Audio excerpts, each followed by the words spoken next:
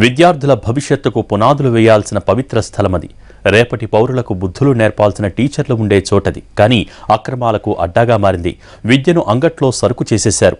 పుస్తకం పట్టాల్సిన పని లేదు. పైసలిస్తే పాస్ గ్యారంటీ ఇస్తున్నారు. డిగ్రీలను ఇంటికి తెచ్చిస్తున్నారు అక్రమార్కులు.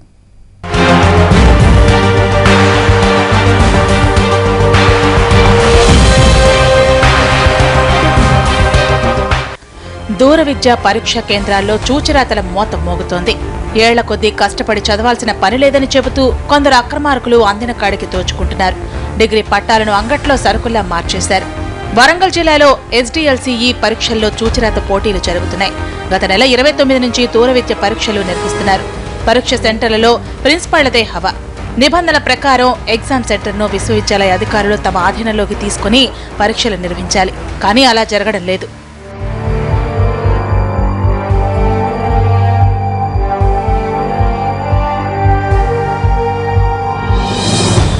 ఇది గోవిందరావుపేట మండలం పస్రాలోని ఓ జూనియర్ కళాశాలలో నిర్వహిస్తున్న పరీక్షల తీరు.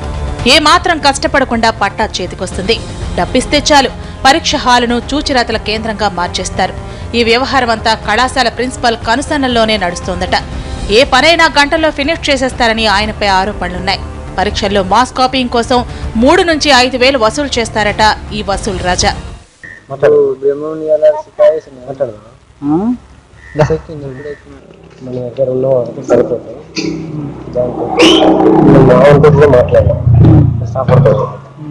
గతంలో ఏటూరు నాగారం ప్రభుత్వ జూనియర్ కళాశాలలో పరీక్షా కేంద్రం నడిచేది. అయితే మాస్ కాపీయింగ్ జరుగుతుందనే విషయం NTV పలుమార్లు వెలుగులోకి తీసుకురావడంతో సెంటర్ ఎత్తివేశారు. అయితే తాజాగా పస్రాలోని మరో ప్రైవేట్ కళాశాలకు సెంటర్ ఇచ్చారు. ఇదే అదనుగా కళాశాల సిబ్బంది ప్రత్యేక కౌంటర్ తెరిచి మరీ ఒక్కో విద్యార్థి నుంచి వేలాది రూపాయలు లాక్కుంటున్నారు. హాల్ టికెట్ ఇవ్వడానికి 3,000 ఇవ్వాల్సిందే. ఇక ఒక్కో పరీక్షకు 500 నుంచి 1,000 రూపాయలు ముట్ట చెప్పాలి.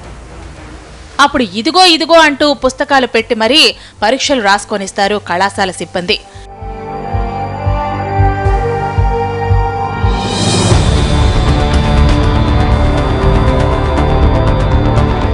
ఇందులో SDLC అధికారులకు వాటా లేకపోలేదు. సెంటర్ ఏదైనా పరిశీలకులు పరీక్షలు నిర్వహించాలి. ఈ పరీక్షల వ్యవహారం అంతా నిర్వహించేందుకు అబ్జర్వర్లను నియమిస్తారు. అయితే వారు చూద్దామన్నా అక్కడ కనిపించరు. కనిపించినా కళ్లు మూసుకుని ఆఫీస్ రూమ్కే పరిమితం అవుతారని ఆరోపణలున్నాయి.